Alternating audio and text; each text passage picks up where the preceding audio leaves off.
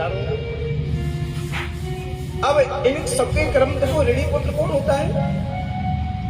ऋणी पुत्र वो होता है जिसने जन्म लेते ही अस्पताल में जन्म ले लिया, अस्पताल में भर्ती हुई, रोजाना 20,000, 40,000, 50,000 रुपये लग रहे हैं,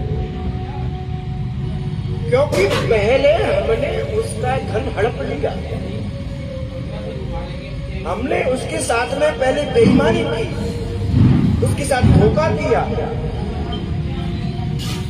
सुखदेवाचार्य कहते राजन, एक संत थे, उन्होंने अपने जीवन भर की संपत्ति को बेचकर जो कुछ उनके पास था, उन्होंने सोने के सिक्के बनाए। उन्होंने कहा गंगा जी के तट पर जाकर मुझे अनुष्ठान करना है और ब्राह्मणों को, संतों को भोजन कराना है। राजन, पहले पैदल के रास्ते थे, उन्होंने सोने के सिक्के बनाए। उन्होंने कहा गंगा जी के तट पर जाकर मुझे अनुष्ठान करना है और ब्राह्मणों को, संतों को भोजन कराना है। राजन, पहले पैदल के रास्ते थे, उन्होंने सोने के सिक्कों को एक छड़ी ली, लकड़ी की, उसके अंदर भर लिया और चलने लगे। जाते जाते बहुत समय हो गया तो एक गांव में वो रुके, तो किसी के घर पे गए, किसी ने बड़ा उनका सम्मान किया। रात को जब वो सो रहे थे तो छड़ी को उन्होंने एक तरफ रख दिया, तो जिनके यहाँ पे विश्राम कर रहे थे उन्होंने उस छड़ी को उठाकर एक तरफ रखना चाहा, लेकिन जैसे ही उन्होंने छड़ी को उठाया तो छड़ी बड़ी भारी।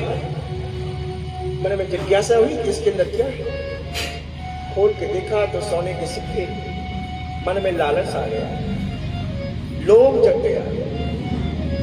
देखा तो सोने के सिक्के, मन में लालच आ गया, लोभ जग गया।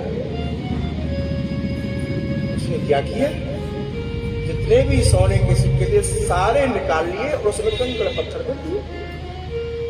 बहुत होशियार है ये मनुष्य, ये जीव बड़ा होशियार है, बड़ा चतुर है, बड़ी चतुराई करता है। ये समझता है कि मुझे कोई नहीं देख रहा, कोई नहीं समझ सकता, लेकिन तू उससे कहां तक छुपा सकता है प्यारे।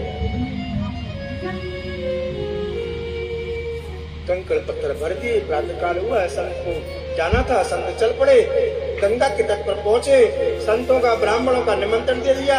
बाजार में पहुंचे, राशन की सामग्री तोड़वा ली, सब सारा सामान घी, आटा, दाल, चावल जो कुछ था सब कुछ तोड़वा लिया। अब जैसे ही पैसा देने का नंबर आया, जैसे उसने वो छड़ी खोल